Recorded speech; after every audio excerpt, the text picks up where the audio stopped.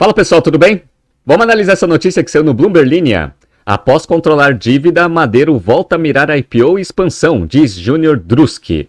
O Madeiro, ele divulgou seus resultados para o mercado e 2023 de fato foi um ano muito melhor. Mas o Druski já está achando que dá para fazer um IPO e buscar 3,5 bilhões de reais de valuation. Será que essa estimativa é realista? É isso que a gente vai ver aqui nesse BTC News. Se você gosta das nossas análises, por favor, dê um like nesse vídeo. E se você puder compartilhar as nossas análises com pessoas que possam fazer bom uso delas, a gente agradece. Bom, vamos relembrar um pouco da história do Madeiro, que eu acompanho bastante nas minhas aulas e também nos podcasts. Então, se você quiser pegar um pouco do histórico do Madeiro, tem bastante BTC News e BTC Journal sobre o assunto. Bom, basicamente o Madeiro ele tinha uma dívida muito alta com taxa de juros muito altas também lá em 2018. E aí o que ele fez? Ele trouxe o Carlyle como sócio. Ele injetou 700 milhões de reais na empresa naquela época, 2019, para você conseguir diminuir o nível de alavancagem e também ter menos encargos e juros lá no resultado líquido da companhia. Qual que era a ideia do Carlyle? O Carlyle entrou num valuation de 3 bilhões de reais. A ideia deles era, no final de 2019, já conseguir fazer uma abertura de capital porque o mercado estava bom. Aí eles decidiram, e essa foi a pior tomada de decisão do Carlyle, decidiram adiar a abertura de capital para o primeiro trimestre de 2020, buscando 5 bilhões de estimativa de valor. Qual foi o problema? A gente já sabe o final da história. Veio a pandemia e fechou o comércio e o Madeiro, assim como outros varejistas e outros restaurantes, também passaram por muita dificuldade. Lá em 2020, existia até um risco do Madeiro quebrar. E aí o que aconteceu? O Madeiro ele começou a tentar dar uma reestruturada na sua dívida, pedindo um pouco mais de prazo.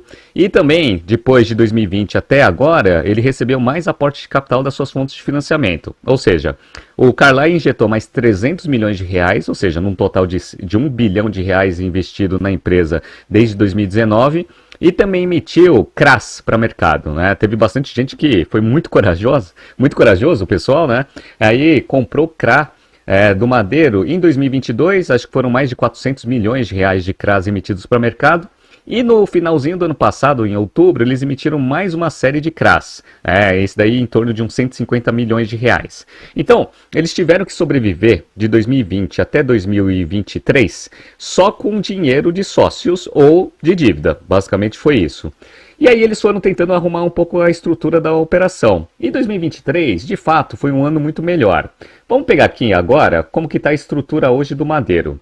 O Madeiro hoje ele é dividido em 3 marcas. Madeiro Steakhouse, que são os grandes restaurantes, 95 operações no final de 2023, metragem quadrada 574 metros quadrados na média por restaurante, com um ticket médio de R$ 76 reais. Ou seja, a receita por restaurante do Madeiro Steakhouse, que é a maior operação que eles têm em metragem quadrada, dá 9 milhões e 700, que dá uma produtividade por metro quadrado de 17 mil reais. Mais ou menos esse é o valor aqui de receita por metro quadrado desta operação. Aí tem uma operação um pouco menor, que é o Madeiro Container. Fechou com 84 restaurantes do Madeiro Container, com uma metragem quadrada de 359 metros quadrados, ou seja, bem menor do que o restaurante grande. Só que o ticket médio é menor, R$ 61 reais, até porque eles têm que restringir o cardápio. E aí, a receita por restaurante é 4 milhões e 700 na média. Com a metragem quadrada de 359, dá uma produtividade mais ou menos de 13 mil reais por metro quadrado. Então, o Madeiro Steakhouse, mesmo sendo maior, ele consegue gerar 17 mil reais por metro quadrado. Já o Madeiro Container, 13 mil reais o metro quadrado. E o Jerônimo, que seria a marca de grande expansão do negócio, dado o ticket médio mais baixo, ele não tem uma produtividade boa. Por quê? Fechou com 86 operações no final de 2023, o tamanho é um pouco maior do Madeiro Container, 395 metros quadrados, só que o ticket médio é muito baixo, R$ 35 reais, que dá uma receita por restaurante médio de 4 milhões e 600. Como a metragem é um pouco maior, dá algo em torno de 11 a 12 mil reais por metro quadrado. Então, olha que interessante. Mesmo tendo uma marca focado para um mercado mais popularizado, que é o Madeiro Jerônimo, a produtividade por metro quadrado é muito pior do que as outras duas operações. A margem EBITDA média da empresa no quarto trimestre de 23 foi 27,8, que é uma margem EBITDA bom para restaurante, né? Vamos entrar na notícia e a gente vai fazendo um bate-bola com os resultados do Madeiro para a gente entender por que o Druski está tão otimista com a operação. Vamos lá. Depois de cumprir os compromissos com bancos credores em 2023 para a gestão e reestruturação de uma dívida bruta de R$ 1 bilhão e reduzir sua alavancagem, o Grupo Madeiro, rede de restaurantes das marcas Madeiro e Jerônimo, considera a possibilidade de antecipar o plano de expansão de 2025 para 2024, caso a companhia seja bem-sucedida em abrir capital em um eventual IPO. A decisão de vender papéis para ser listada na B3 ainda não foi tomada nem pelo CEO, nem pelo sócio estrangeiro, o fundo americano Carlyle. Bancos ainda aguardam uma retomada de melhores condições do mercado de capitais para testar o real apetite de investidores por papéis de empresas ligadas ao consumo, que foram castigadas pelo ciclo de juros elevados e pelo alto grau de endividamento. Vamos lá. No final de 2023, o Madeiro estava com 276 unidades, incluindo 6 franquias, com maior presença nas regiões Sudeste, 128 restaurantes no estado de São Paulo, 19 no Rio de Janeiro, 2 no Espírito Santo e no Sul, 38 no Paraná, 28 em Santa Catarina e 15 no Rio Grande do Sul. A cozinha central fica em Ponta Grossa, Paraná. O grupo tem cerca de 7.400 funcionários. Em 2021, palavras do Drusky aqui, hein? Em 2021, o Madeiro não tinha reestruturado sua dívida como hoje. Estamos aumentando a geração de caixa a cada trimestre. Cumprimos todos os covenants, que são as proteções das dívidas, no ano passado. O fluxo de clientes nos restaurantes está próximo de voltar ao período pré-pandemia. Não tem motivo para o Madeiro valer menos do que 3,5 bilhões de reais. Valemos, na verdade, mais do que isso, afirmou o CEO. Bom, basicamente ele tirou esse valor, que foi o valor que eles testaram o mercado em 2021 e 2022 para uma eventual abertura de capital, porque o Madeiro estava precisando de dinheiro e estavam tentando fazer abertura de capital. É verdade que as condições financeiras da empresa naquela época eram bem piores do que hoje, mas na época eles estavam com uma estimativa de 3 bilhões e meio e não conseguiram. Então o Drusky está se baseando naquele valor de 2021 para 2021 e 2022 para falar que o Madeiro hoje vale mais, pode valer até mais do que 3 bilhões e meio. Vamos dar uma olhada nos financials e vamos ver que 2023 realmente foi um ano muito melhor. Então vamos lá. Para quem está vendo aqui na tela, receita líquida aumentou 15,2%, chegando a 1 bilhão 708. Lucro bruto aumentou 17,6%, ou seja, houve um aumento de margem bruta, chegou a 1 bilhão 176. As despesas foram bem controladas e a empresa gerou um lucro operacional de 202 milhões de reais, um aumento de 47,5%. Qual que é o problema? O problema é que a empresa está endividada até a tampa e a taxa de juros ainda está alta. Então só o resultado financeiro comeu absolutamente todo o resultado operacional e ainda fez a empresa ficar com prejuízo líquido. Só de resultado financeiro negativo foram 268 milhões. Com 202 de lucro operacional, chegou aqui num prejuízo líquido de 65 milhões. Mas foi muito melhor do que o prejuízo de 146 milhões em 2022. Uma coisa que eu gosto sempre de salientar aqui nos BTCs News é que o Madeiro, pelo menos, ele está atacando nos lugares corretos. Então, ó, despesa com restaurante e vendas aumentou 13,1%. E despesas gerais e administrativas aumentaram só 5%. Então, eles seguraram no back-office, mas mantiveram os investimentos para a equipe de loja e a parte de vendas, que eu acho que é fundamental para uma empresa que está buscando aumento de produtividade em receita, né? Bom, vamos lá. Das 3 marcas do Madeiro, Madeira Steakhouse, que representa metade da receita, cresceu 24,6% no ano de 2023. Madeiro Container teve um crescimento de 22,9%. O Jerônimo só teve um crescimento de 4,1%. É aquele problema de produtividade por metro quadrado. Quando você pega a margem EBITDA do quarto trimestre de 23 foi relativamente boa, 27,8, teve um crescimento em relação aos 26,6 do quarto trimestre de 22. No ano ficou um pouco abaixo, mas ficou em linha, 24,9% de margem EBITDA contra 25,2. Então, isso daqui já mostra que a empresa está conseguindo crescer a operação, mantendo algumas margens EBITDAs média do setor. A dívida líquida da empresa ela caiu 5,7%, passando a 786 milhões de reais. E uma coisa que é interessante, a gente vê o famoso Same Store Sales, para ver se os restaurantes que já estavam abertos um ano antes estão aumentando a sua produtividade em receita esse ano. Nesse caso aqui, ó, houve um crescimento de 8,2%. Isso é ótimo porque você vai aumentando a produtividade das operações já existentes, né? Bom, uma coisa que foi uma notícia boa e, por outro lado, também foi uma notícia ruim, foi a geração de caixa operacional. A geração de caixa operacional da empresa, ela cresceu 40%, 39,3%, chegando a 466,9 milhões de reais em 2023, contra 385 milhões. Qual que é o problema? O problema é que você tem que pagar muitos juros, porque você está com um nível de endividamento muito alto. Então, o caixa líquido gerado das atividades operacionais, ele vai para 255 milhões, porque só de juros eles pagaram 211 milhões. Então, 255 milhões foi bem melhor do que os 107 milhões gerados em 2022. Então, teve um aumento de caixa líquido das operações de 138 milhões de reais. Uma das coisas que eles fizeram, que faz sentido, eles praticamente não expandiram a operação em 2023, então o nível de investimento caiu 58,3%, chegando a 76 milhões. Então se você gera 255 milhões das suas operações e investe 76 milhões, sobra dinheiro para você devolver para suas fontes de financiamento, obviamente tem que amortizar a dívida. Então 61 milhões negativo nas atividades de financiamento. Eles tiveram um aumento de caixa de 117 milhões de reais em 2023. Começaram o ano com 56 milhões, terminaram com 173 milhões de caixa, que ajuda a reduzir a dívida líquida, porque dívida líquida é dívida bruta menos caixa. Só que tem uma conta aqui, pessoal, que me chamou a atenção, só para explicar para vocês que a operação ainda exige alguma atenção dos investidores na hora de investir nessa empresa, que é o seguinte, ó, tem várias coisas, né? A gente já sabe que o Madeiro, ele tem um monte de imposto atrasado que ele está parcelando com o governo. A gente já sabe disso porque eu já fiz essa análise no passado. Mas tem uma aqui que me chamou a atenção, que são obrigações sociais. Tá vendo que teve um impacto positivo, né, dessas obrigações sociais de 46,9 milhões de reais em 2023? Aí eu fui dar uma investigada. Bom, basicamente o que eles estão fazendo? Eles não estavam recolhendo alguns encargos trabalhistas e aí parcelamento previdenciários aqui, que eu estou destacando na tela, passou de 19 milhões 278 para 56 milhões 522. Então, o que provavelmente deve ter acontecido é que eles estão com um imposto atrasado de INSS, FGTS, etc., que eles negociaram com o governo para conseguir um parcelamento. E está escrito aqui na nota explicativa. Em 2023, a companhia realizou novos parcelamentos de débitos previdenciários que serão em 60 parcelas mensais, com o último vencimento em julho de 2028. Ou seja, você tem obrigações sociais que é de natureza circulante, também no não circulante.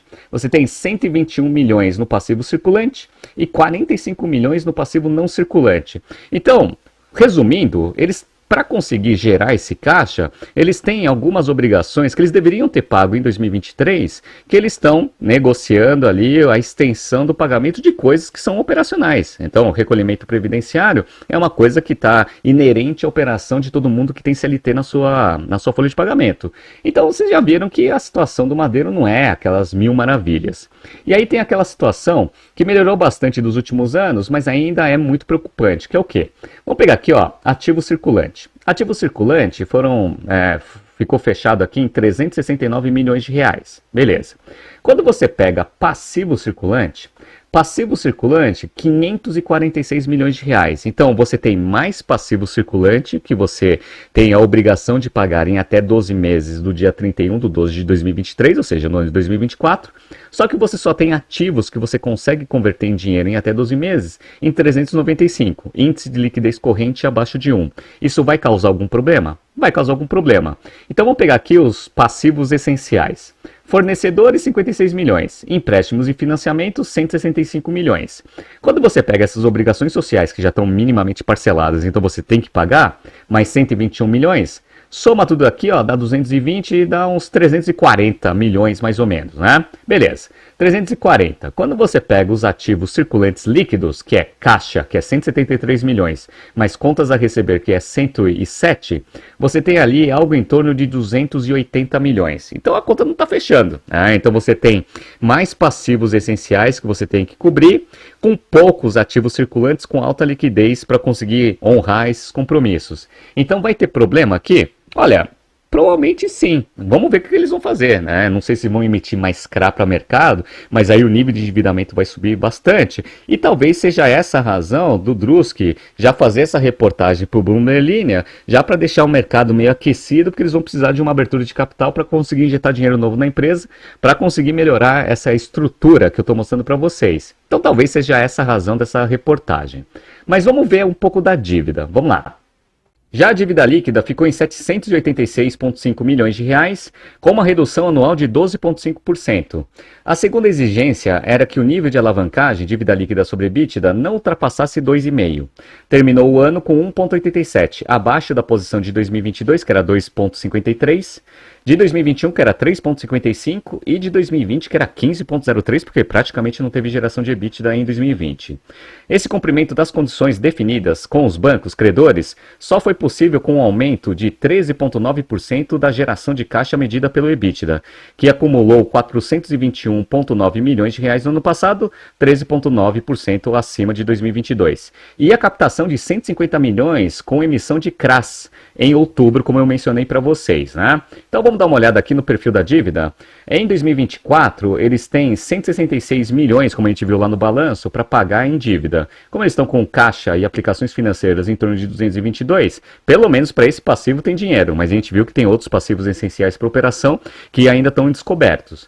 E aí o prazo, ele está bem longo, ele está com um prazo médio aqui de 2,8, pela situação da empresa, com 1 bilhão e 9 milhões de reais de dívida bruta, com caixa e aplicações financeiras de 222, ou seja, dívida líquida de 787 milhões de reais. E aí o índice dívida líquida sobre EBITDA teve naquela queda que eu mostrei para vocês. Então, ó, de 15,03 em 2020, agora está 1,86, cumpriram as proteções das dívidas.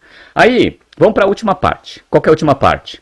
3 bilhões e meio. Do jeito que está a operação hoje, como eu analisei com vocês, será que é um valor factível? Tem muito analista de mercado que acha que não. Vamos ver? Um analista de sell-site de um banco, ouvido pelo Bloomberg Linha, sob condição de anonimato, pois não tem autorização para comentar publicamente a situação das empresas, disse que o patamar de valuation defendido pelo CEO do Madeiro pode ser considerado exagerado e irrealista neste momento. Esse analista justificou com a comparação com o valuation e os múltiplos negociados dos seus pares. A Arcos Dourados, master franqueadora do McDonald's no Brasil, vale cerca de 2,5 bilhões de dólares na Bolsa de Nova York, enquanto a Zamp, operadora do Burger King e do Popeyes no Brasil, 1,2 bilhão de reais. Negociam, respectivamente, 5,6 vezes e 5,1 vezes EBITDA projetado. Então, olha que interessante. Eles estão falando que a empresa ela tem um múltiplo buscado a 3 bilhões e meio que o Drusky está querendo ter como target, muito alto, dá mais ou menos 7 vezes Enterprise Value sobre EBITDA. E eles estão falando que a média do setor é 5,6, 5,1 dos pares comparáveis. Eu fiz um exercício com os alunos do Strategy Finance Program para tentar estimar qual que seria o valuation da empresa nas condições de 2023 sem crescimento, ou seja, mantendo a operação constante até o infinito. Então eu peguei aqui um fluxo de caixa operacional aproximado de 357 milhões, fiz bastante ajuste com o que estava no balanço divulgado para mercado e aproximei o CAPEX com o CAPEX de reposição, que é o nível de depreciação e amortização que eles têm, 131 milhões. Dá mais ou menos um free cash flow to firm de 226 milhões de reais. Eu peguei o WACC das notas explicativas que eles utilizam de 13,4 e setei o crescimento do negócio com a projeção de inflação no futuro de 4%. Ou seja, em termos reais a empresa não vai crescer. Se a gente fizer a perpetuidade da situação da empresa hoje, dá um enterprise value de 2 bilhões e meio. Quando a gente tira 787 de dívida líquida, dá um market cap de 1 bilhão 713. Então, ó, 2 bilhões e meio está bem abaixo dos 3 bilhões e meio que o Drusky está buscando como objetivo no valuation para um possível IPO. Quando você pega o EBITDA de 2023, que dá 426 milhões de reais, você divide Enterprise Value sobre EBITDA, dá 5,87 vezes, que está mais próximo dos índices dos múltiplos das empresas comparáveis que a Arcos Dourados e a Zamp. Tá? Só que olha que interessante, pessoal. Eu peguei aqui e fiz um teste de sensibilidade, porque existem algumas coisas de mercado que podem ajudar o Madeiro a fazer essa abertura de capital mesmo nessa situação, que é o seguinte, ó. Vamos manter o mesmo crescimento de 4%, ou seja, o Madeiro não vai melhorar a sua operação, ou seja, vai ter um crescimento real do seu free cash flow to firm para o futuro. Mas se a taxa de juros ela cair, e está caindo, né, vai diminuir o WACC da companhia. Hoje está em 13,4%, se cair para 10,4% já dá 3 bilhões 673. Então, se mantiver as condições de queda de taxa de juros para o futuro, eventualmente o Madeiro até vai conseguir fazer uma abertura de capital a 3 bilhões e meio como o Druski quer. Só que vai ter que ter duas coisas que ele vai ter que começar a torcer para acontecer em 2024. Primeiro, é uma melhora da sua operação, até para melhorar a projeção de free cash flow futuro e aumentar o G da perpetuidade. Essa é a primeira coisa.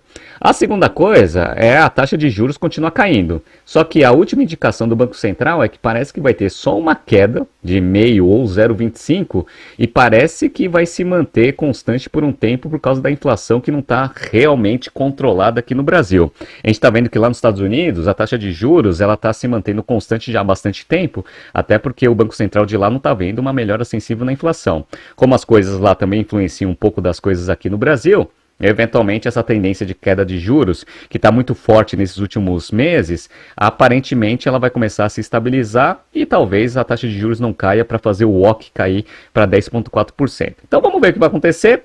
Resumo da ópera, o Madeiro de fato ele melhorou bastante a sua operação, mas 3 bilhões e meio para um IPO em 2024, ainda acho que é muito exagerado, assim como alguns analistas de sell site. Tá surgindo aqui alguns BTCs News passados para vocês se atualizarem. Não se esqueça de se inscrever no nosso canal e na nossa newsletter. Grande abraço e até amanhã.